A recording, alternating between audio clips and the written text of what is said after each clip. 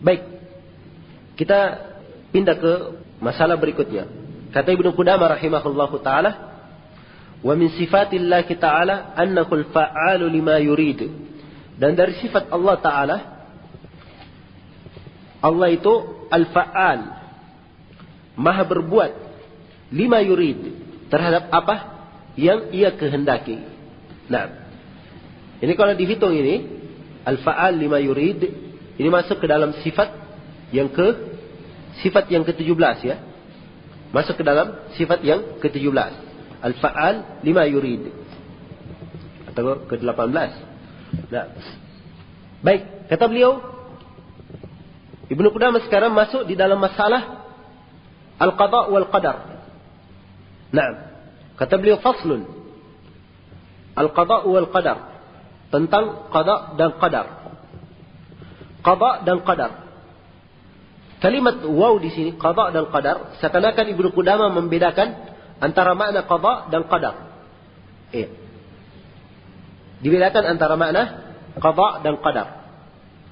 Dan para ulama rahimahumullahu taala menyebutkan bahwa kalimat ini al-qada' wal qadar ini termasuk kalimat yang masuk dalam kaidah umum, idza jatama'a iftaraqa wa idza iftaraqa ijtama'a.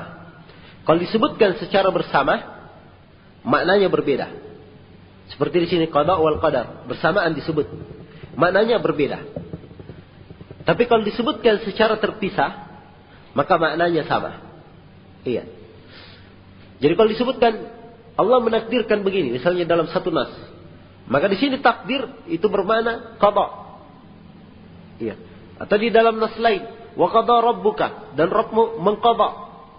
Maka qada di sini, ya al-qada di sini artinya takdir.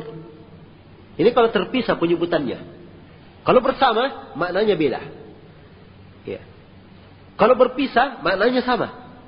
Kalau berpisah penyebutannya maknanya sama, tapi kalau penyebutannya bersamaan maknanya beda.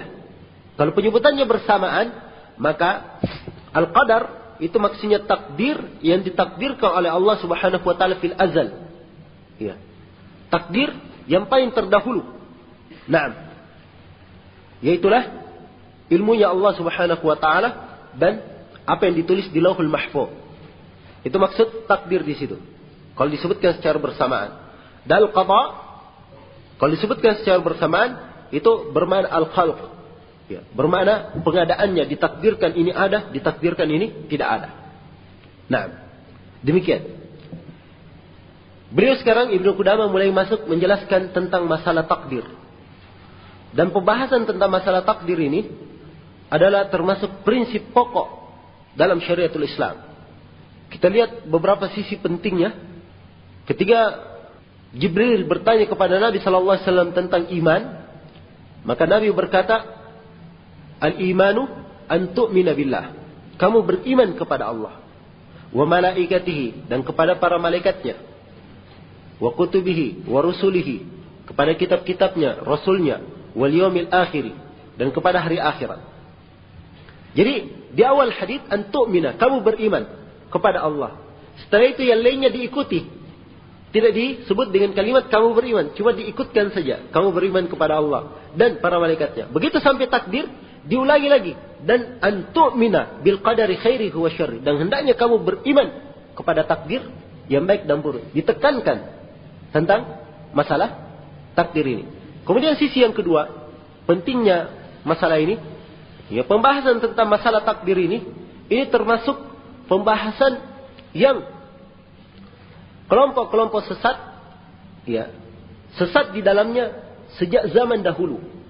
Mulai di akhir zaman para sahabat, muncul kelompok Qadariyah yang menafikan ilmu Allah Subhanahu wa taala. Ya. Menafikan ilmu Allah Subhanahu wa taala. Suatu itu terjadi, nanti setelah terjadi baru Allah tahu. Sebelum terjadi Allah tidak tahu.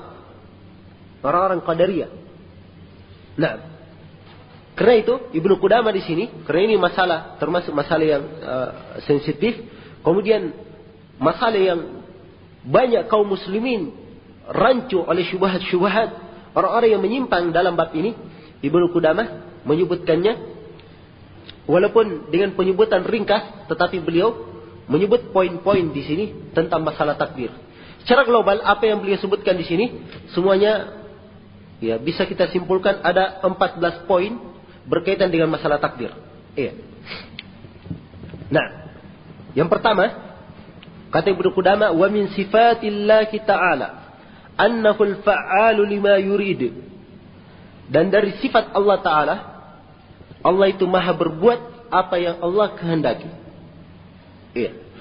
Jadi kita tetapkan sifat Allah Subhanahu wa Ta'ala, bahwa Allah maha berbuat apa yang Allah kehendaki.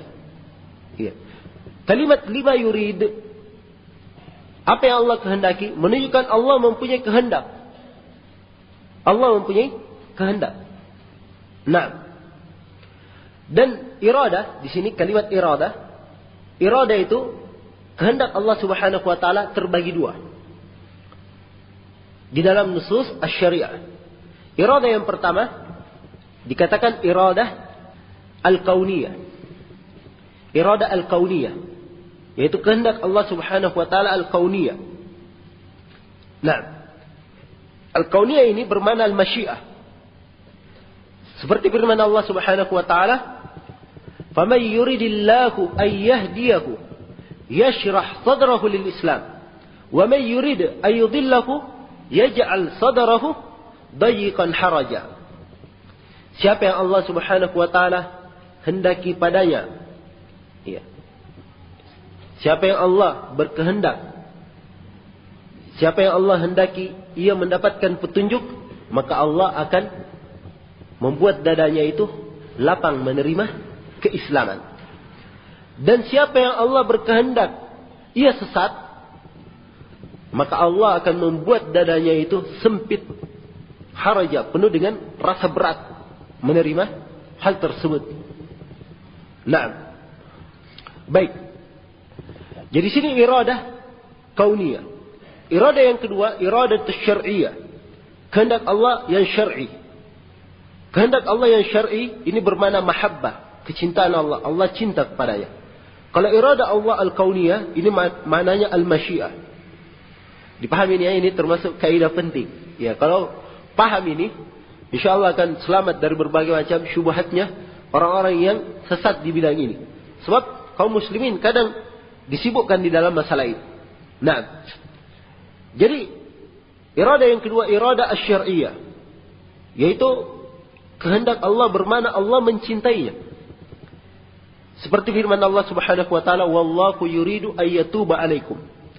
Allah berkehendak untuk memberi taubat kepada kalian. Iya. Memberi taubat kepada kalian. Semuanya kehendak iradah itu. Tapi ada iradah yang bentuknya kauniyah, suatu yang harus terjadi. Iya. Kaun harus terjadi, kaunan wa qadran. Iya. Harus terjadi. Dan ada bentuknya syar'iyah. Secara syar'an, kehendak Allah Subhanahu wa Ta'ala, dan ini sangat dicintai oleh Allah, kadang terjadi, kadang tidak terjadi. Iya. Jadi kalau ingin membedakan antara iradah al-kauniyah dan iradah al-syar'iyah, itu dibedakan dari dua sisi. Sisi yang pertama, iradah kauniyah. Ya, iradah kauniyah, Allah menghendaki sesuatu dengan iradanya al-kauniyah. Sesuatu ini kadang dicintai oleh Allah dan kadang tidak dicintai. Dipahami? Satu. Nah, kalau iradah asy-syar'iyyah itu, kalau Allah menghendaki sesuatu, berkehendak terhadap sesuatu dengan iradanya asy-syar'iyyah, maka sesuatu ini dicintai oleh Allah Subhanahu wa Ta'ala. Dipahami ini? Iya. Ini perbedaan pertama. Kalau iradah al-kauniyah, kadang dicintai, kadang tidak dicintai oleh Allah Subhanahu wa Ta'ala. Kalau iradah asy-syar'iyyah, pasti dicintai oleh Allah Subhanahu wa Ta'ala. Ya. Misalnya kekufuran. Ya. Al-kufur iradah kauniyah. Nah, wa may yurid an yudillahu, dan siapa yang Allah hendak menyesatkannya, disesatkan. Dia disesatkan, ini kehendak Allah kauniyah, secara kaun, ketentuan dari Allah. Tidak harus dia dicintai. Dan harus disukai oleh Allah. Tapi ini dibenci, tidak dicintai oleh Allah Subhanahu wa taala. Ya, ini iradah kauniyah. Kalau iradah syar'iyah seperti ayat yang kita baca tadi. Wallahu yuridu ayyatuba alaikum. Allah berkehendak memberikan taubat kepadamu. Taubat ya ibadah yang sangat mulia. Allah mencintainya. Maka iradah di sini iradah apa? Kauniyah atau syar'iyah? Iradah syar'iyah. Dipahami? Nah, perbedaan dari sisi yang kedua, kalau iradah kauniyah itu pasti terjadi. Ya, pasti terjadi. Kalau iradah kauniyah pasti terjadi. Adapun iradah syar'iyah ya tidak pasti terjadi. Nah, dipahami di sini ya ikhwah? Baik. Sekarang kita lihat ya, perbedaan ini antara iradah asy-syar'iyyah dan iradah al-kauniyah. Karena itu jangan ada yang berdalilkan dalam masalah takdir. Loh kenapa ada yang diciptakan, Allah menciptakan kekufuran? Kenapa Allah menghendaki adanya kekufuran? Maka kita katakan, tidak boleh ada yang mengatakan di sini Allah tidak berkehendak adanya kekufuran. Tidak, Allah menghendakinya. Tapi kehendak apa? Syar'i atau kauni? Kauni. Allah memang menetapkan itu sebagai takdirnya. Kaun.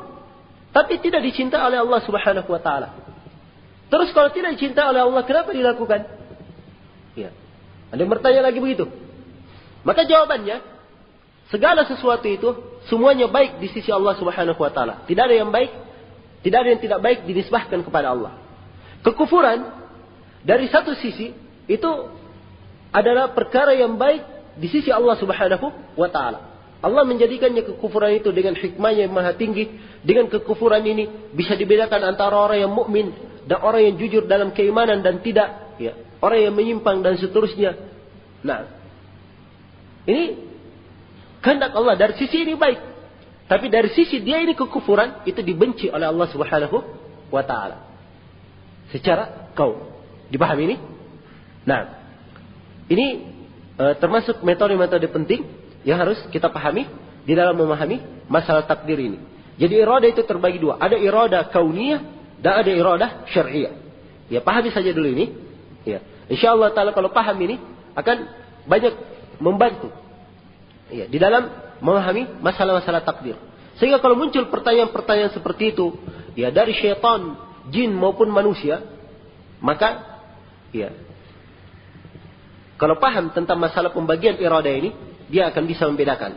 Ya, ini diadakan atau adanya ini adalah iradah kauniyah dari Allah Subhanahu wa taala. Nah, dan ini iradah syar'iyyah. Iya, kadang terjadi kadang tidak. Allah Subhanahu wa taala ya, apa namanya? Di dalam Al-Qur'an berkata, "Fama yuridillahu ay yahdiyahu yashrah sadrahu lil Islam." Siapa yang Allah menghendaki ia mendapatkan hidayah, akan dilapangkan dadanya untuk memeluk Islam. Ini iradah yang diinginkan di sini iradah kauniyah. Ya, pasti harus ada yang memeluk Islam. Ini iradah kauniyah. Pasti terjadi. Ya. Dan di ayat setelahnya lanjutan masuk di dalam iradah dan masyiah Allah Subhanahu wa taala. Ya. Ini masalah yang pertama, bahwa takdir itu al-qada' wal qadar semuanya terikat dengan kehendak Allah Subhanahu wa taala. Apa saja yang terjadi di muka bumi ini semuanya dengan kehendak Allah Subhanahu wa taala. Semuanya dengan keinginan Allah Subhanahu wa taala. Ini harus kita pahami. Dan ini salah satu tingkatan dari tingkatan memahami takdir. Iya. Sebelum saya lanjutkan, bagus kalau saya uraikan dahulu ya, bagaimana syarat-syarat seorang itu dikatakan beriman kepada takdir. Seorang itu dikatakan beriman kepada takdir dan tidak dikatakan beriman kepada takdir kecuali kalau dia mengumpulkan 4 perkara. Dia meyakini 4 perkara ini. Ingat, dalam masalah takdir ini harus paham dan yakin 4 perkara ini. Paham ini, insyaallah taala gugur semua yang lainnya. Dari seluruh masalah yang disusupkan dalam masalah ini. Yang jelas paham 4 masalah ini. Walaupun yang lainnya pusing, tapi kalau 4 masalah ini paham, insyaallah taala dia akan paham. Yang pertama, ia mengimani bahwa Allah Subhanahu wa taala mengetahui segala sesuatu yang terjadi di muka bumi ini, atau segala sesuatu yang terjadi di langit dan di bumi, ya. Nah, secara global dan secara rinci dengan ilmunya yang maha terdahulu. Ini tingkatan yang pertama. Disebut dengan martabatul ilm. Disebut dengan martabat ilmu. Iya. Yaitu kita harus yakini bahwa Allah Subhanahu wa taala mengetahui apa yang makhluk lakukan sampai hari kiamat. Iya. Dan Allah Subhanahu wa taala tahu apa yang akan terjadi. Iya. Dan Allah Subhanahu wa taala tahu apa yang tidak akan terjadi. Dan Allah Subhanahu wa taala tahu yang tidak terjadi ini kalau terjadi menjadi apa nantinya. Iya. Semuanya itu diketahui oleh Allah Subhanahu wa taala. Ini yang pertama, kita harus meyakini ini, bahwa segala sesuatu itu masuk di dalam lingkup ilmu Allah Subhanahu wa taala. Allah Subhanahu wa taala berfirman dalam surah Al-Hajj ayat 70. Ya, banyak ayat yang lainnya, cuman di sini dikasih sedikit ayat saja sebab pembahasannya agak ringkas. Naam, alam ta'lam anna Allah ya'lamu ma fis sama'i wal ard, inna dhalika fi kitab, inna dhalika 'ala Allah yasir. Tidakkah kamu tahu bahwa Allah Subhanahu wa taala mengetahui apa-apa yang ada di langit dan di bumi? Sungguhnya hal tersebut semuanya tercatat dalam kitab. Sungguhnya hal tersebut adalah perkara yang sangat mudah bagi Allah Subhanahu wa taala. Jadi ini yang pertama yang harus dipahami dalam masalah takdir. Harus mengetahui bahwa segala sesuatu yang ada semuanya itu diketahui oleh Allah Subhanahu wa taala dan di dalam ilmu Allah Subhanahu wa taala. Yang kedua, yang wajib kita yakini di sini bahwa segala sesuatu, segala takdir, ya, semuanya ditulis oleh Allah Subhanahu wa taala di Al-Lauhul Mahfuz. Di Al-Lauh Al-Mahfuz. Ya. Kalau Lauh Al-Mahfuz secara bahasa, kita artikan bahasa, Lauh itu tempat penulisan, Al-Mahfuz yang terjaga. Itu makna Al-Lauh Al-Mahfuz. Ya. Dan dalam nusus secara Al-Lauhul Mahfuz ini tempat ditulisnya seluruh takdir makhluk. Allah Subhanahu wa taala berfirman dalam surah Al-Hadid ayat 22. Ma asaba min musibatin fil ardi wala fi anfusikum illa fi kitabim min qabli an nabra'aha. Apa yang menimpa dari musibah di dunia dan tidak pula menimpa pada diri kalian kecuali semua itu di dalam kitab sebelum terjadinya hal tersebut. Iya. Dan di dalam hadits Abdullah bin Amr bin As yang diriwayatkan oleh Imam Al-Bukhari dan Imam Muslim, Rasulullah sallallahu alaihi wasallam bersabda, "Kataballahu maqadiral khalaiq qabla an yakhluqa as-samawati wal arda bi 50,000 sanah." Allah Subhanahu wa taala menulis takdir-takdir makhluk sebelum diciptakannya langit dan bumi 5.000 tahun sebelumnya. Ya. Atau 50.000 tahun sebelumnya. 50.000 tahun sebelum diciptakan langit dan bumi, Allah Subhanahu wa taala sudah menulis seluruh takdir makhluk. Maka ini wajib kita imani. Iya. Wajib kita imani bahwa Allah Subhanahu wa taala telah menulis seluruh takdir di Al-Lauhul Mahfuz. Iya. Kemudian yang ketiga, perkara yang ketiga yang wajib ada di dalam keimanan terhadap takdir, ya, yaitu harus kita ketahui bahwa segala sesuatu yang ada di langit dan di bumi tidaklah terjadi kecuali dengan kehendak dan keinginan Allah Subhanahu wa taala. Kehendak dan keinginan Allah terjadi antara rahmat dan hikmah Allah Subhanahu wa taala. Kalau Allah Subhanahu wa taala menjadikan hal tersebut dan manusia merasa itu baik, manusia merasa itu senang, maka itu adalah rahmat Allah Subhanahu wa taala untuknya. Dan kalau manusia merasa dirinya dengan hal tersebut sebagai sesuatu yang tidak baik, maka itu semuanya terjadi karena hikmah Allah Subhanahu wa taala yang maha tinggi. Ya. Bagi manusia itu tidak baik. Dan memang hukumnya tidak baik. Tetapi di sisi Allah Subhanahu wa taala itu terhitung baik. Dan di sini ada satu poin yang perlu saya ingatkan, bahwa semua takdir Allah Subhanahu wa taala itu baik. Tidak ada yang tidak baik. Iya. Adapun di dalam hadis, antu'mina bil qadari khairihi wa syarrih, kamu beriman kepada takdir yang baiknya dan buruknya. Di sini bukan pada takdirnya Allah. Maksudnya kepada yang ditakdirkan, yang tertakdirkan. Ya. Kalau takdirnya Allah, itu perbuatannya Allah. Allah yang mentakdirkan. Ya. Semua perbuatan Allah itu baik. Semua takdir dari Allah Subhanahu wa taala itu baik. Adapun yang tertakdirkan, ya. Yang tertakdirkan ada yang baik dan ada yang tidak baik. Itulah yang dikatakan antu'mina bil qadari khairihi wa syarrih. Ya. Dan yang tertakdirkan ini yang tidak baik tidak boleh dinisbahkan kepada Allah. Tidak boleh dinisbahkan kepada Allah Subhanahu wa taala sebagai sebab. Iya. Penisbatan sebab. Cuma penisbatan pencipta. Naam. Allahu khalaqakum wa ma ta'malun. Allah yang menciptakan kalian dan apa yang kalian lakukan. Tapi kalau sebab, di dalam hadis dikatakan wasyarru laysa ilaik, dan kejelekan itu bukan kepada engkau ya Allah. Semuanya kepada makhluk. Ya. Adanya kekufuran, adanya ini dan semuanya, itu semuanya perbuatan makhluk. Ya. Semuanya perbuatan makhluk. Dan semuanya itu ditakdirkan di sisi Allah. Kalau takdirnya Allah itu baik. Ada pun yang tertakdirkan, ada yang baik dan ada yang tidak baik. Dipahami ini? Baik. Jadi sekali lagi, yang ketiga ini, tidak ada suatu pun di langit dan di bumi yang terjadi kecuali semuanya dengan kehendak dan keinginan Allah. Berputar antara hikmah dan rahmat Allah Subhanahu wa ta'ala.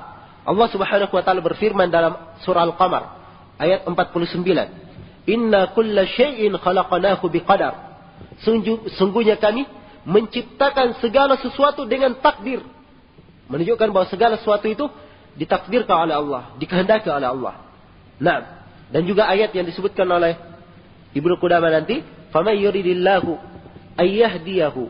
Siapa yang Allah menghendaki ia mendapatkan petunjuk, yashrah sadrahu lil Islam. Allah akan melapangkan dadanya untuk memeluk Islam. Wa may yurid ayyudillahu, dan siapa yang Allah kehendaki ia tersesat, yaj'al sadrahu dayyiqan haraja. Dia akan dijadikan dadanya itu sempit dan penuh dengan haraj. Ya, penuh dengan kesusahan. Nah. Ya.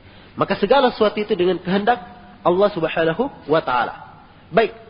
Kemudian tingkatan yang keempat, martabat yang keempat atau perkara yang keempat yang wajib ada di dalam keimanan kepada takdir. Ya, supaya dianggap syah keimanan kepada takdir itu. Yaitu harus diketahui bahwa segala sesuatu yang ada di langit dan di bumi, semuanya itu adalah makhluk Allah Subhanahu wa taala. Semuanya adalah makhluk Allah Subhanahu wa taala. Iya. Tidak ada pencipta ya, selain dari Allah. Tidak ada yang membuatnya atau tidak ada yang menjadikan semua itu kecuali Allah Subhanahu wa taala. Di dalam surah Al-Furqan ayat 2 Allah Subhanahu wa taala berfirman, "Wa khalaqa kulla syai'in faqaddarahu taqdira." Dan Allah Subhanahu wa taala menjadikan segala sesuatu, maka ia pun ditakdirkan dengan sebenar-benar takdirkan. Jadi Allah khalaqa kulla syai'. Ya, saya tadi terjemah menjadikan ya salah. Dan Allah menciptakan segala sesuatu. Artinya segala sesuatu itu dicipta oleh Allah Subhanahu wa taala. Nah, adalah ciptaan Allah Subhanahu wa taala. Demikian pula ya, dikatakan dalam Al-Qur'an, "Wallahu khalaqakum wa ma ta'malun." Allah menciptakan kalian dan apa yang kalian lakukan. Perbuatan makhluk juga adalah ciptaan Allah Subhanahu wa taala. Iya. Jadi ini 4 prinsip, 4 pokok yang harus diyakini sehingga dikatakan keimanannya tentang takdir itu benar. Yang pertama martabatul ilm. Dia harus mengetahui bahwa Allah Subhanahu wa taala mengetahui segala sesuatu yang terjadi secara rinci maupun global. Nah, Allah Subhanahu wa taala Maha mengetahuinya. Dan ini sebagai bantahan terhadap orang-orang Qadariyah ekstrim. Yang saya sebutkan itu tadi di zaman Ibnu Umar, yang dikafirkan oleh Ibnu Umar. Mereka mengatakan Allah Kalau terjadi sesuatu itu baru Allah tahu. Sebelumnya Allah tidak tahu. Iya. Kalau paham yang prinsip pertama ini akan keluar dari mereka. Ya. Kemudian al-masyiah. Ya. Al-masyiah yaitu martabat kedua. Yang kedua adalah martabat Allah menulis segala sesuatu di Lauhul Mahfuz. Ya. Di Lauh al-Mahfuz. Dan ini juga bantahan terhadap orang-orang Al-Qadariyah yang saya katakan tadi. Iya. Kemudian yang ketiga adalah al-masyiah. Al-masyiah. Bahwa segala sesuatu itu, martabat yang ketiga martabat al-masyiah, segala sesuatu itu yang terjadi di langit dan di bumi semuanya dengan kehendak Allah Subhanahu wa taala. Iya. Dan ini sebagai bantahan terhadap orang-orang al-Mu'tazilah. Orang-orang al-Mu'tazilah yang mengatakan bahwa Allah Subhanahu wa taala ya atau makhluk itu mempunyai ikhtiar. Ya. Bukan apa yang dilakukan oleh makhluk itu bukan dari masyiah Allah Subhanahu wa taala. Nah, kemudian martabatul khalq. Ya. Ini martabat yang keempat. Segala sesuatu itu adalah makhluk Allah Subhanahu wa taala. Nah, secara umum ahli sunnah wal jamaah di dalam masalah takdir sebagaimana dalam masalah asma wa sifat, ahli sunnah berada di tengah-tengah antara al-mu'attilah dan al-musyabbihah, al-mumatsilah. Ahli sunnah berada di tengah-tengah. Iya. Dan di dalam masalah takdir, ahli sunnah berada di atas dua kelompok. Berada di tengah-tengah antara dua kelompok. Dua-duanya kutub ekstrim. Iya. Nah, kutub yang pertama yaitu Al-Qadariyah. Orang-orang Al-Qadariyah ini terbagi dua. Ada Qadariyah Al-Gulah, ekstrim, ini yang mengingkari ilmunya Allah. Kalau Qadariyah yang seperti ini mengingkari ilmu Allah, dia mengatakan suatu terjadi dan Allah tidak tahu sebelumnya, ini dianggap kafir, keluar dari Islam. Iya. Tapi Qadariyah yang seperti ini hampir punah di zaman ini. Bukan dikatakan tidak ada, hampir punah. Iya. Yang ada itu kebanyakannya Qadariyah judud. Yaitulah orang-orang Mu'tazilah. Orang-orang Mu'tazilah. Ya. Mereka menetapkan Allah mengetahuinya dan ditulis di takdir. Tapi tentang al-masyiah dan al-khalq mereka tidak tetapkan itu. Iya. Ini orang-orang al-Mu'tazilah. Mereka sesat di bidang ini. Nah, adapun al-Jabriyah, ya. Orang-orang al-Jabriyah mengatakan hamba itu majbur. Hamba itu majbur. Dia harus melakukan segala sesuatu. Ya, semuanya sudah ditakdirkan, tidak perlu tanya, tidak perlu ini. Ya, dia nafikan. Ya, padahal makhluk itu punya iradah.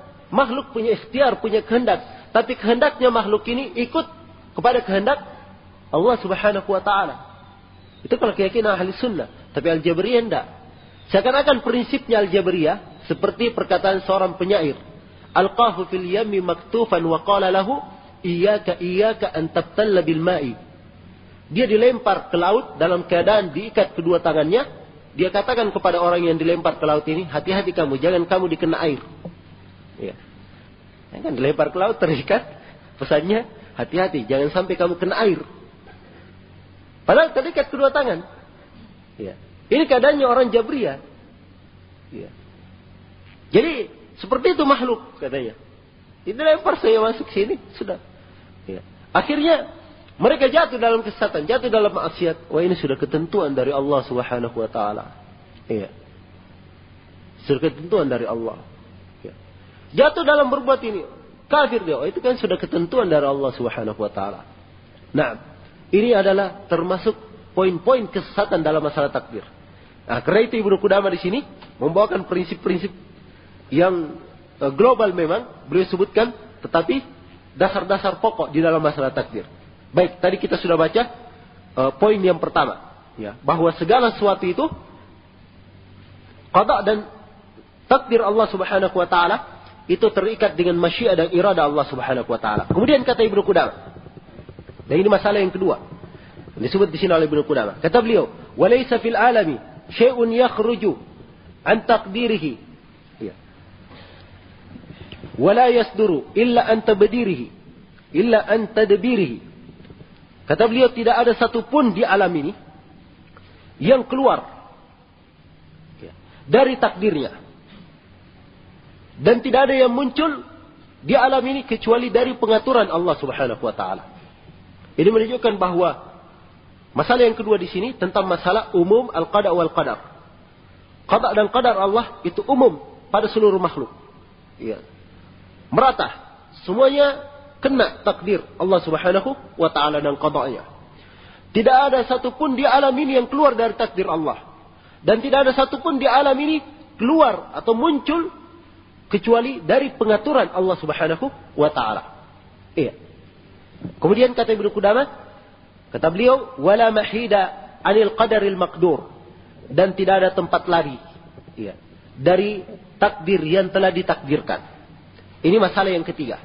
Bahwa takdir itu harus nafid, harus terlaksana, lazim ada padanya. Iya. Naam. Tidak mungkin takdir itu ada yang meleset. Iya. Saya takdirkan begini misalnya, dia meleset, tidak kena. Sudah dipastikan. Disebutkan dalam hadits Ibnu Abbas, riwayat At-Tirmidzi dan lain-lainnya, Nabi sallallahu alaihi wasallam bersabda, "Juffatil aqlami, rufi'atil aqlam, wajaffatis suhuf." Iya. Nah, telah diangkat pena-pena dan telah kering lembaran-lembaran itu. Yang digoresi di atasnya tinta, kering sudah. Ketentuannya sudah tentu seperti itu, harus terjadi. Nafid ketentuan Allah Subhanahu wa taala pada makhluknya. Ya. Ini poin yang ketiga dalam masalah takdir. Kemudian yang keempat, kata Ibnu Qudamah. Ya. Kata beliau, wala yatajawazu ma khutta fil lawhil mastur. Dan takdir ini tidak melewati atau tidak keluar dari apa yang tertulis, ya, di al-lauhul mastur. Lauhul mastur di sini, lauh tempat tertulis, yaitu lauhul mahfuz tadi. Ya, Ibnu Qudamah menyebut dengan lauhul mastur. Nah, ini yang kita terangkan tadi, salah satu martabat takdir, bahwa segala sesuatu itu yang terjadi di muka bumi ini semuanya itu sudah tertulis di dalam al-lauhul mahfuz. Iya. Baik. Kemudian berikutnya masalah yang kelima. Kata Ibnu Qudamah, aradamal alamu fa'iluhu. Iya. Naam. Arada mal alamu fa'iluhu. Ini masalah yang kelima, yaitu keterikatan, ketergantungan irada itu, ya, terhadap pekerjaan hamba. Ya. Jadi apa yang hamba lakukan, apa yang alam, ya, seluruh makhluk lakukan, itu semuanya ikut kepada irada Allah Subhanahu wa taala. Ini tadi yang saya katakan, bahwa makhluk ini, ya, mempunyai iradah, tapi iradanya ikut kepada Allah Subhanahu wa taala. Nah, iradanya ikut kepada Allah Subhanahu wa taala. Allah berkehendak, wa ma tasyauna illa ayyasha Allah. Ya, kalian, apa yang kalian kehendaki, ya, tidaklah kalian berkehendak kecuali kalau Allah menghendakinya. Nah, maka masyiah irada makhluk itu ada, ditetapkan padanya sebagai perbuatan dari makhluk ini, tetapi makhluk tersebut kehendaknya dan keinginannya semuanya ikut kepada Allah Subhanahu wa taala. Ya. Jadi ini masalah yang kelima, bahwa makhluk yang berbuat, makhluk itu bekerja, tapi pekerjaan dan kehendak makhluk ini semuanya ikut kepada Allah Subhanahu wa taala. Kemudian masalah yang keenam, ya, lau asamahum lama khalafuhu. Ya. Andai kata Allah menjaga mereka, maka mereka tidak akan menyelisihinya. Nah, iya. Di dalam masalah yang keenam ini tentang masalah al-khudlan dan adamul ismah. Ya. Tidak ada yang punya ismah atau tidak ada yang punya pelindung yang melindungi dia, pasti tidak kena ketentuan. Ya. Nah, pasti ada saja, semuanya pasti kena ketentuan dari Allah Subhanahu wa taala. Iya. Kemudian setelah itu dikatakan, iya, walau syaa yuti'uhu jami'an la'ata'uhu. Dan kalau Allah berkehendak mereka itu taat semuanya kepadanya, maka mereka akan taat kepadanya. Ini ta'alluq masyiah Allah Subhanahu wa taala, ya. pekerjaan hamba itu berkaitan dengan masyiah Allah Subhanahu wa taala. Ketaatan dia, taatnya dia itu semuanya berkaitan dengan masyiah Allah Subhanahu wa taala. Nah, khalaqal khalqa wa af'alahum. Ya. Allah menciptakan makhluk dan pekerjaannya. Ini masalah berikutnya. Makhluk ini semuanya ciptaan Allah. Makhluk bergerak, berbuat, ya bersuara, semuanya itu suaranya, gerakannya, semuanya itu juga ciptaan Allah Subhanahu wa taala. Nah, inilah yang dikarang oleh Imam Al-Bukhari satu buku khusus.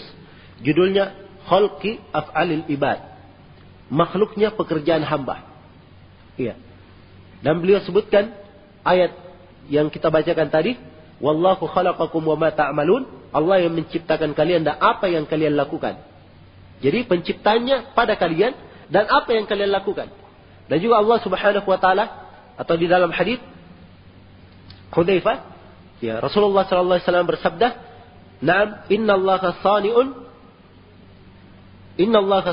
kulla innallaha khaliqun kulla sani' wa sun'ati." Ya. Allah Subhanahu wa taala mencipta orang yang berbuat dan buatannya. Semuanya dicipta oleh Allah Subhanahu wa taala. Ini menunjukkan semuanya adalah makhluk Allah Subhanahu wa taala. Kemudian kata beliau, "Yahdi man yasha'u bi rahmati wa yudhillu man yasha'u bi hikmati." Allah memberikan, atau ada sebelumnya. Nah. Ya, dikatakan di sini, "Wa qaddara arzaqahum wa ajalahum." Ya. Dan Allah mentakdirkan rizki-rizki mereka. Allah mentakdirkan rizki-rizki mereka dan ajal-ajal mereka. Iya. Ini menunjukkan masalah berikutnya. Saya kira ini sudah sampai ke masalah yang ke-9. Ya. Masalah yang berikutnya yaitu tentang takdir dan ajal. Takdir dan ajal manusia itu semuanya sudah ditakdirkan oleh Allah Subhanahu wa taala. Rizkinya manusia, ajalnya semuanya sudah ditakdirkan oleh Allah Subhanahu wa taala. Iya. Dan di sini perlu kembali saya ingatkan mungkin tentang maratib takdir itu.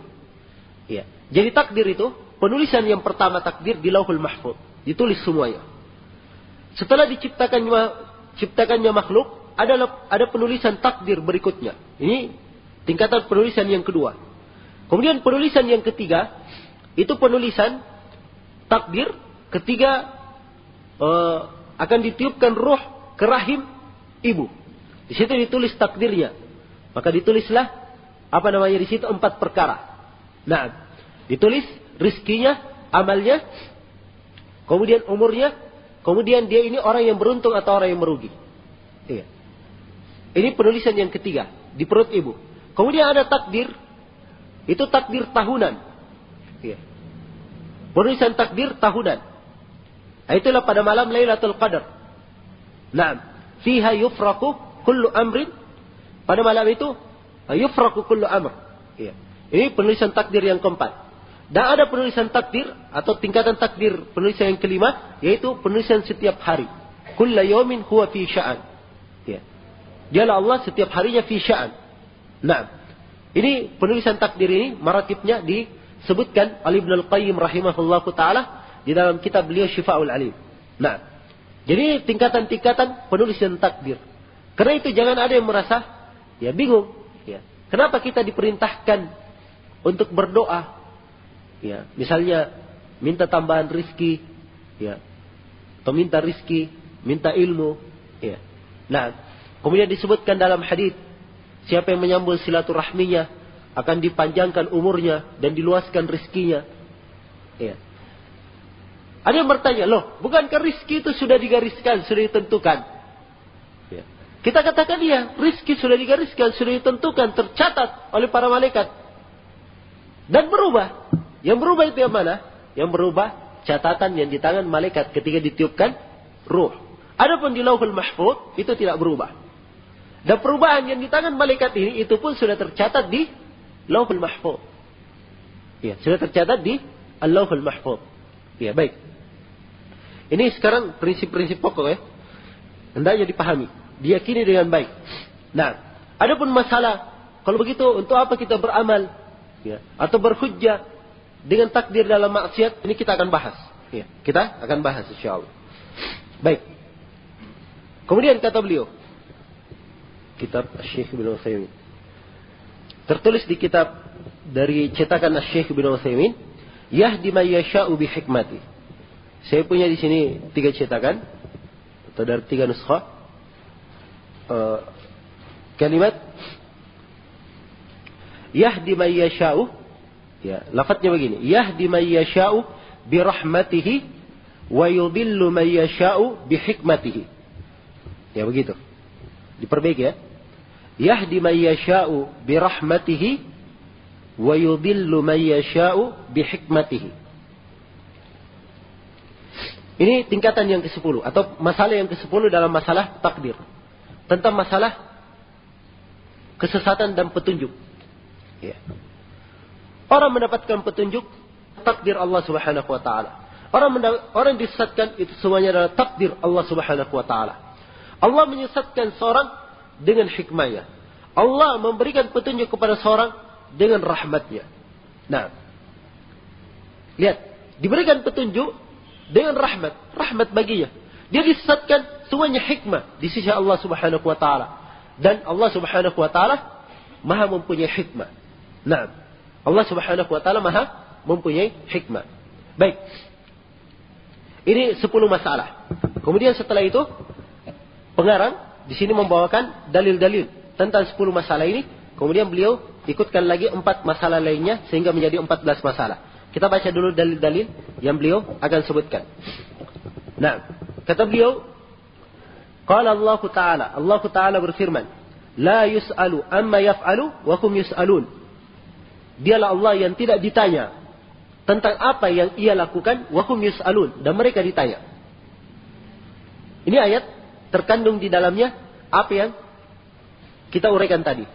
Dia Allah tidak ditanya tentang apa yang dia lakukan. Menunjukkan Allah itu mengerjakan apa yang Allah kehendaki. Wa hum yus'alun, dan manusia ditanya. Ini menunjukkan bahwa manusia segala sesuatunya telah ditakdirkan. Dan bukan artinya takdir ini, ya, ditakdirkan segala sesuatu untuknya sehingga dia boleh lepas, ya, dan tidak dimintai pertanggungjawaban. Mereka akan ditanya tentang apa yang mereka lakukan. Iya. Karena itu tidak boleh seorang berhujjah dan mengatakan, kalau begitu saya terima saja. Untuk apa kita beramal? Sudah ditakdirkan. Iya. Untuk apa kita beramal? Sudah ditakdirkan. Ini pertanyaan pernah muncul dari para sahabat. Ditanyakan kepada Nabi Sallallahu Alaihi Wasallam, ya Rasulullah, apakah segala sesuatu itu telah ditakdirkan? Iya. Kata Nabi Sallallahu Alaihi Wasallam, iya, segala sesuatu telah ditakdirkan. Sampai ini pintar, ini dulu, semuanya sudah ditakdirkan. Ya, maka kata para sahabat, ya Rasulullah, kalau begitu, untuk apa kita beramal? Kata Nabi Sallallahu Alaihi Wasallam, i'malu fakullun muyassarun lima khuliqalah. Beramallah kalian, setiap orang itu dimudahkan untuk mendapatkan apa-apa yang ia diciptakan karenanya. Iya. Kini dalam masalah takdir 4 perkara itu tadi. Kita imani segala sesuatu itu dengan ilmu Allah terjadinya.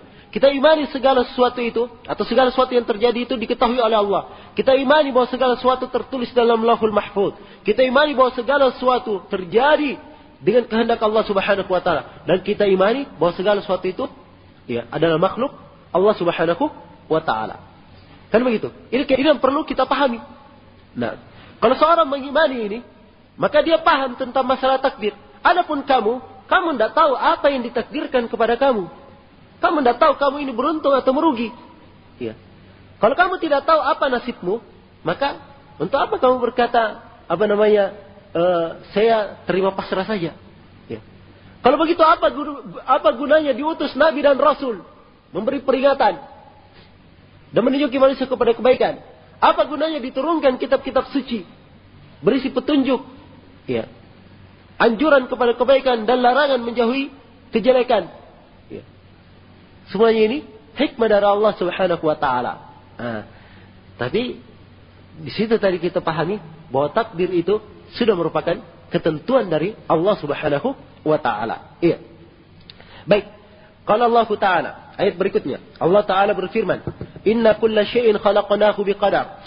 Sungguhnya kami menciptakan segala sesuatu dengan takdir. Wa qala Ta'ala, dan Allah Ta'ala berfirman, "Wa khalaqa kulla syai'in faqaddarahu taqdira." Dan Allah menciptakan segala sesuatu kemudian ditakdirkan dengan sebenar-benar takdir. Ini khalaqa kulla syai'. Allah menciptakan segala sesuatu. Apa saja termasuk amalannya juga ciptaan Allah Subhanahu wa taala. Amalan makhluk juga ciptaan Allah Subhanahu wa taala.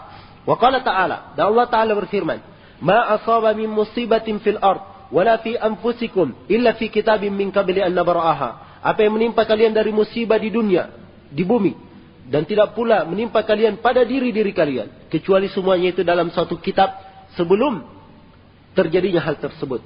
Wa qala ta'ala, dan Allah taala berfirman, "Faman yuridillahu an yahdiyahu yashrah sadrahu lil-Islam, wa man yurid an yudillahu yaj'al sadrahu dayiqan haraja." Siapa yang Allah kehendaki ia diberi petunjuk, maka Allah akan lapangkan dadanya untuk menerima keislaman. Dan siapa yang ia kehendaki ia disesatkan, maka Allah jadikan dadanya itu sempit, penuh dengan kesusahan.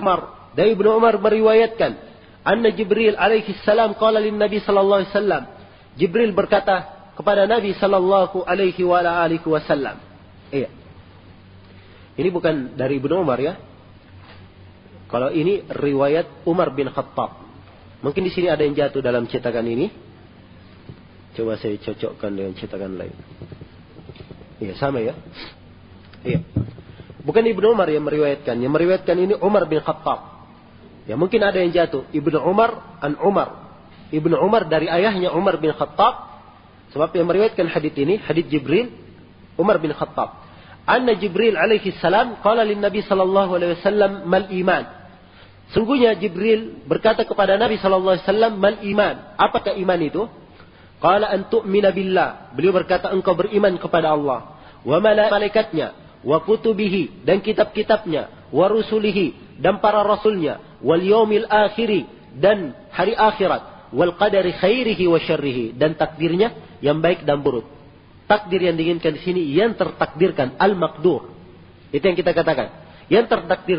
Adapun takdirnya Allah, ya, Allah yang mentakdirkan semuanya baik. Iya.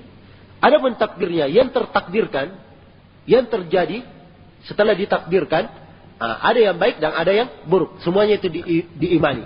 Qala Jibril, faqala Jibril, maka Jibril berkata, "Shadaqta, kamu telah benar." Ya, rawahu Muslim. Hadits ini diriwayatkan oleh Imam Muslim. Wa qala Nabi sallallahu alaihi wasallam, dan Nabi sallallahu alaihi wasallam bersabda, "Saya beriman kepada takdir yang baik dan buruknya, yang baik dan buruknya, yang manis dan pahitnya." Iya. Tapi hadits ini adalah hadits yang lemah. Diriwayatkan oleh Al-Hakim dalam hadits musalsal di Ma'rifah Ulumul Hadits, dan haditsnya dilemahkan oleh yang mentahqiq kitab Syekh Ibnu Utsaimin ini. Baik. Tapi ini warid dari perkataan sebagian para ulama as-salaf mengucapkan kalimat ini. Ya, dan maknanya benar. Ya, kita wajib beriman kepada apa yang telah ditakdirkan. Takdir yang baik maupun takdir yang buruk, yang manis maupun pahit, semuanya kita wajib mengimaninya. Wa min du'ain Nabi sallallahu alaihi wasallam alladhi allamakul Hasan bin Ali yad'u bihi fi kunutil witr wa qini syarra ma qadai. Dan dari doa Nabi sallallahu alaihi wasallam yang Nabi ajarkan, ya, yang Nabi ajarkan kepada Al Hasan bin Ali, berdoa dengannya dalam kunut witir. Ini doa kunut witir ya, bukan di kunut subuh. Ya. Wa qini syarra ma qadai, dan jagalah saya dari kejelekan qadai, apa yang kamu qadakan. Di sini qada. Ya, berarti qada di sini bermakna takdir. Sebab disebutkan secara terpisah. Ya. Jadi qada bermakna takdir. Kalau disebutkan bersama-sama, itu maknanya berbeda, tapi di sini maknanya sama. Jadi bisa diartikan, dan jagalah saya dari kejelekan apa yang kamu takdirkan. Nah, ya, Syekh Ibnu Utsaimin menjelaskan doa ini, wa qina syarra ma qadait, ya, wa qini syarra ma qadait, jagalah saya dari kejelekan apa yang kamu takdirkan. Kata beliau, Allah Azza wa Jalla mentakdirkan yang baik dan mentakdirkan yang jelek. Adapun takdirnya dengan baik, maka itu kebaikan yang murni dalam takdir. Dan pada yang ditakdirkan. Nah, pada yang ditakdirkan. Misalnya Allah mentakdirkan untuk manusia rizki yang luas, keamanan, ketentraman, hidayah, pertolongan, dan seterusnya. Semuanya ini baik dalam takdir. Ya, ketentuannya baik. Dan pada yang ditentukan juga baik. Ya. Adapun ketentuan takdir Allah pada yang jelek, itu jelek. Nah, dia adalah baik pada takdirnya, pada ketentuannya baik, tapi pada yang tertakdirkan itu tidak baik. Ya. Nah, dikasih contoh di sini, misalnya al-quh dan tidaknya Allah, kehendaknya Allah, Allah yang melakukannya itu baik, punya hikmat. Ya. Nah, punya hikmat di sisi Allah Subhanahu wa taala. Tetapi bagi manusia, ya, itu adalah suatu yang tidak baik. Nah, maka karena itulah di sini kata Syekh Ibnu Utsaimin, syarri ma qadait, kejelekan apa itu? Yang artinya kejelekan yang kamu takdirkan, ya, hal tersebut. Nah, baik, dan ini tadi makna apa yang saya terangkan tentang al-qadar itu tadi.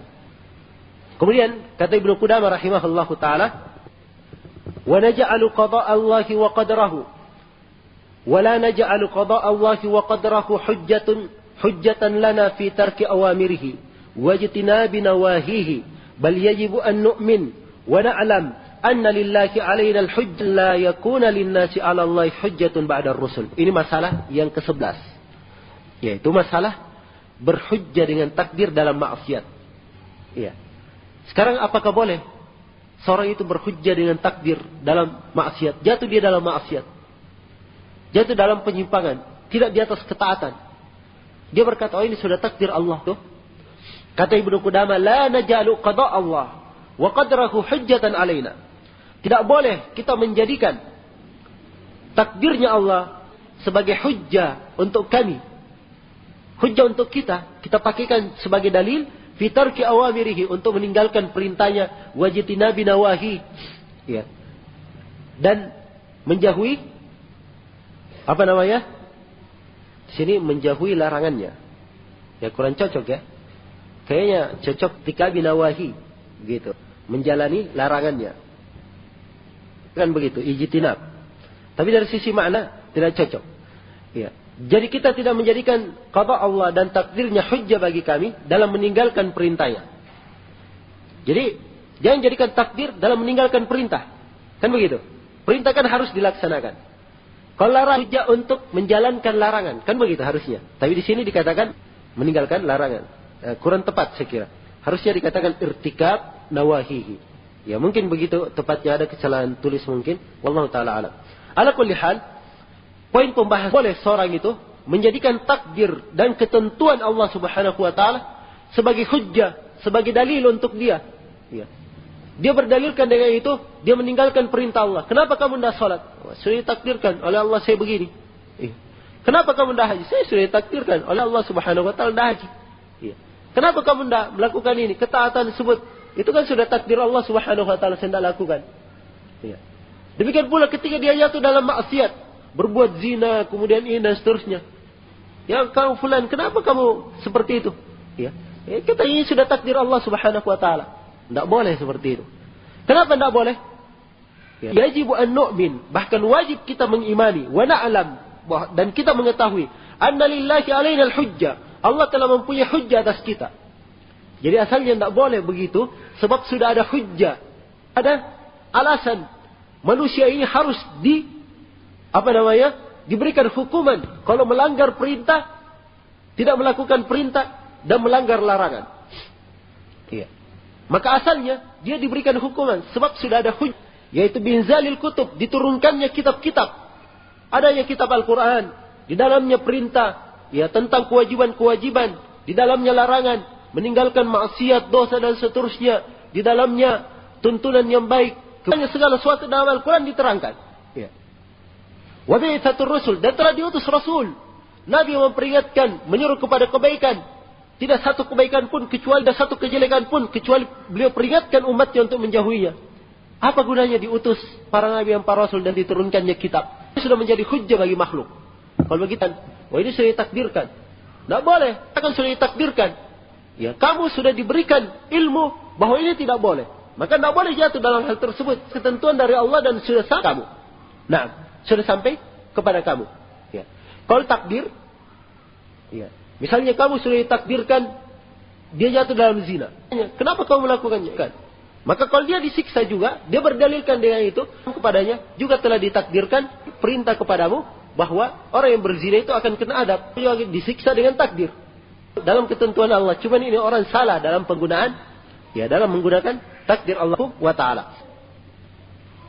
Takdir itu tidak dijadikan hujjah kalau kena musibah. Sudah kerajiun. Naam, qaddar syafa'an. Allah melakukan kehendaki. Itu Pak musibah. Tapi maksiat tidak boleh berhujjah dan tidak ada hujjah baginya. Iya. Maka ini amalannya balik kepada dia, bukan disandarkan kepada Allah, bukan kepadanya. Dan yang kedua, berhujjah dengan takdir dan Allah Subhanahu wa taala memerintahkan hamba, memberi hamba. Dan dari hal luas, Allah kepada hamba kecuali mampu. Nah, syariat sesuatu yang kita dalam batas kemampuan manusia. Itu dalam Al-Quran dikatakan la yukallifu nafsan illa wus'aha, tidak membebani seorang itu kecuali dengan kemampuannya. Ayat yang lain fattaqullah, kemampuan kalian. Andai kata terima saja kenyataan, ya. Majbur menerima kenyataan saja, ya. Maka tidak mungkin di sini dibebani kemampuan. Ya. Ini dalil yang kedua. Kemudian yang ketiga, dibedakan. Ya, semua orang membedakan tiari dan ijibari. Itu amalan yang asalnya dan amalan. Dan manusia ini amalannya ikhtiar sesuai dengan kehendaknya. Paksa. Kalau dia terpaksa, ya, masuk ke dalam kategori maafkan kalau dipaksa misalnya dia membunuh, dipaksa melakukan dosa. Ya hukumnya dia terpaksa. Dia lakukan dosa aja semuanya dengan kehendak ikhtiarnya, pekerjaannya. Karena itu tidak boleh. Ya, kita terima. Kamu tidak terpaksa, kamu kehendakmu. Ya. Itu tidak boleh berhujjah dengan takdir untuk melakukan maksiat dalam hal ini. Kemudian yang keempat, orang yang melakukan dia kan kata sudah ditakdirkan jatuh dalam begitu. Sudah jatuh dalam maksiat. Sebelum melakukan maksiat, tahu apakah dia sudah ditakdirkan itu dalam maksiat atau tidak ditakdirkan maksiat. Kan dia katakan jatuh dalam maksiat, sekarang dia beriman. Bukan maksiat ditakdirkan dalam maksiat atau tidak ditakdirkan. Takdirnya apa? Kenapa dia jatuh? Ya. Katakan takdirmu tidak jatuh dalam maksiat. Padahal dia asalnya tidak tahu. Ya. Kan begitu? Ya. Kalau begitu tidak bisa berhujjah. Ya, dengan sini padahal kamu tidak tahu asalnya. Kemudian yang kelima, inilah sisi pendalilan. Telah diutus para rasul, diturunkan kita hujjah, argumen kuat. Sama sudah diterangkan, segala sesuatu dan larangan sudah diterangkan, baik dan buruk sudah diterangkan, sudah ada keterangannya. Siapa yang melanggar, maka harus memperhitungkan Subhanahu wa ta'ala. Nah, baik, ke 12. Kata beliau, wa na'lam Allah subhanahu wa ta'ala wa naha illa al-mustati' lil fi wa tark. Ini masalah yang ke-12. Bahwa perintah dan larangan itu semuanya masuk dalam batas kemampuan hamba. Perintah yang mampu melakukannya, larangan yang mampu untuk meninggalkannya. Iya, mampu untuk meninggalkan. Iya. Dan ini harus dipahami, termasuk poin pokok dalam masalah takdir. Supaya jangan berhujjah tadi itu dalam masalah maksiat dan jangan digunakan dalam kesesatan yang lain. Kemudian masalah yang ke-13, wa annahu lam yujbir ahadan ala maksiatin wala tarrahu ila tarki ta'atin. Dan sungguhnya Allah tidak memaksa seorang pun melakukan maksiat dan tidak mendesaknya untuk meninggalkan suatu ketaatan. Iya, tidak ada itu. Nah, jadi tidak boleh mengatakan dia ini mujbir. Ya, sudah terpaksa, sudah diharuskan seperti itu. Ya, sisa menerima kenyataan saja. Nah, seperti itu. Nah, sebab dalam Al-Quran dikatakan kalau Allah Taala la yukallifullahu nafsan illa us'aha. Allah tidak membebani jiwa kecuali sesuai dengan kemampuannya. Wa qala Allah Taala fattaqullaha mastata'tum. Dan Allah Ta'ala berfirman, bertakwalah kepada Allah sesuai dengan kemampuan kalian. Wa qala ta'ala, dan Allah Ta'ala berfirman, al-yawma tujza kullu nafsin bima kasabat la dhulmal yawm. Pada hari ini diberikan balasan kepada setiap jiwa terhadap apa yang dia lakukan, tidak ada kezaliman pada hari ini. Sekiranya jelas ini. Kemudian masalah yang ke-14 dan ini yang terakhir. Kata beliau, kata Ibnu Qudamah, fadalla ala anna lil abdi fi'lan wa kasban yujza ala husnihi بالثواب وعلى سيئه بالعقاب وهو واقع بقضاء الله وقدره. Maka ini menunjukkan bahwa seorang hamba itu punya pekerjaan dan punya kasban. Nah, ini termasuk kritikan terhadap Ibnu Qudamah. Kita katakan di awal pertemuan kemarin, di dalam kitab ini Ibnu Qudamah dikritik pada beliau 3 kalimat. Ya, ini kalimat yang ketiga yang beliau dikritik. Pada kalimat kasban. Al-kasb ini istilahnya orang-orang Asy'ariyah. Dipakai oleh Abul Hasan Al-Asy'ari. Al-kasb kalau dalam penggunaan Al-Quran itu bermakna amalan. Tapi di sini Ibnu Qudamah sudah pakai amalan. Fi'il wa kasban. Jadi amalan dan kasban. Kasban ini apa? Kalau dia inginkan takkid, dia pakai waw. Ya, maka kurang tepat. Ya, sisi kritikannya bukan dikatakan beliau mengikuti orang Asy'ariyah dalam masalah ini, enggak. Tapi penggunaan lafaz saja kritikannya. Lafaz ini lafaz yang dibikin oleh ahlul bid'ah. Ya, dalam masalah akidah. Ya, asal penggunaan memang ada dalam Al-Quran, tapi dengan makna perbuatan. Ya, adapun ahlul bid'ah, al-kasb, mereka pakai bukan maknanya perbuatan, tapi mahallun lil kasb, tempat melakukannya. Jadi bukan dia melakukan, dia ini tempat terjadinya pekerjaan itu. Ya. Nah, ini orang-orang Asy'ariyah dan bos-bosnya saja berselisih dalam memahami makna kasb ini. Sampai ada 12 pendapat ya, tentang makna kasb. Nah, ini termasuk kalimat-kalimat yang dikritik terhadap beliau. Dan kritikannya bagusnya ditinggalkan kalimat ini. Ya, khususnya dalam buku akidah, murni memakai kalimat-kalimat yang tidak dipakai oleh ahlul bid'ah. Ya, kalimat yang agak identik dengan ahlul bid'ah, apalagi tidak diterangkan maksudnya. Nah, maka ini menunjukkan bahwa hamba itu punya pekerjaan, punya perbuatan. Yujza ala husnihi, dia mendapatkan pahala. Ya, kalau dia berbuat baik, bisawab, dapat pahala. Wa ala sayyihi bil iqab. Kalau dia berbuat jelek, juga mendapatkan dosa. Ya, wa huwa waqi'un bi qada'illahi wa qadarihi. Dan dia terjadi dengan ketentuan dan takdir Allah Subhanahu wa taala. Ya, ini masalah yang ke-14, bahwa ikatan perbuatan hamba. Hamba itu punya perbuatan. Dinisbahkan kepada hamba. Tapi perbuatan hamba ini terikat dengan takdir Allah Subhanahu wa ta'ala. Ini termasuk kaidah-kaidah penting. Ini 14 masalah ya. Kalau dipahami dengan baik, ya, insyaallah ta'ala banyak sekali membantu. Dan seorang muslim itu bisa kokoh berada di atas kebenaran di dalam memahami masalah takdir Allah Subhanahu wa ta'ala. Baik, saya cukupkan dulu sampai sini. Subhanakallahumma bihamdik, asyhadu an la ilaha illa anta, astaghfiruka wa atubu ilaik, walhamdulillahi rabbil alamin.